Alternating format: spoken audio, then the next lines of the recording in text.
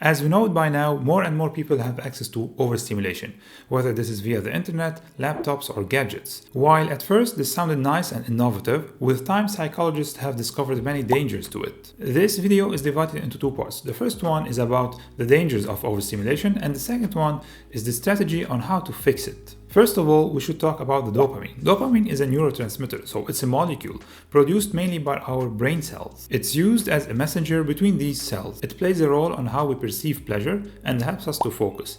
It's the molecule that is responsible of us wanting something. So far, it's not a bad concept. For example, when we start reading a book that we're liking, the dopamine level will rise a bit, making us more motivated to continue reading. So here it's serving us very well. The danger starts when we create artificial ways to trick the brain, keeping this chemical high for too long, messing up the receptors of this molecule. Social media are engineered in a way to keep you overstimulated artificially for long periods of time. You post a new photo on your Instagram or Facebook account to keep checking and refreshing if someone liked it, to check this red notification on the top. All of these are small doses of dopamine. They keep your brain overactive on this matter.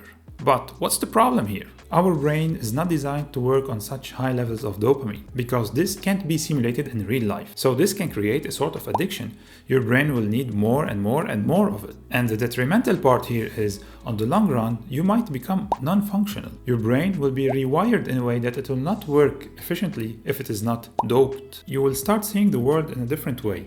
Everything will become dull and boring. And then there's always something missing. For example, when you wake up without checking your social media feeds, you feel that there's something not working very well. And all of this will result in making any other natural, normal activity a true pain for your brain. You will find it very difficult to work on a project, to read a book, or even to have a decent, lengthy conversation with someone. You will get bored in the middle of it. So this high dopamine with this overstimulation will become your new normal. But in fact, it's not normal.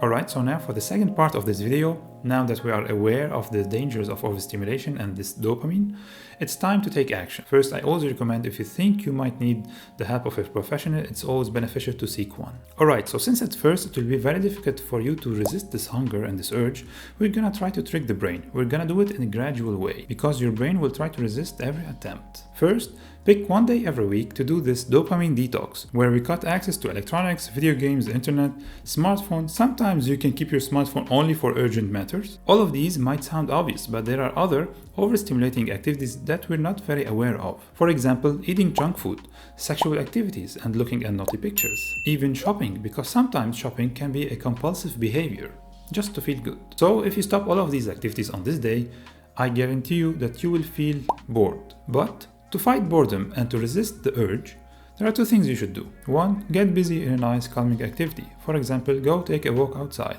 write in your journal, meditate, go to the gym and do a nice workout, meet with some friends, or even clear your room. And the second trick you should do to make this day successful, don't touch your phone the first thing in the morning. This is crucial because it's very difficult to go from an overstimulation state to a normal state. Instead, put your phone in a different room and prepare the night before a book, for example, next to your bedside. Or else you might ruin your fasting day. And in a couple of weeks, you should be able to increase the frequency of this exercise, for example, to twice weekly. This is my 4th week, and I can tell you I'm seeing a lot of improvement. I didn't think this was possible, honestly. I thought I was a lost case, but now I regained hope. And with time, you'll get out of this dopamine overstimulation, regaining back the control over your brain. These boring activities will become interesting again. You will find it pleasurable to take a walk, to read a book, or even to go to the gym and work out. Give it a try. I wish you all to gain back control of your lives. It might be a long video, but I think it was worth it.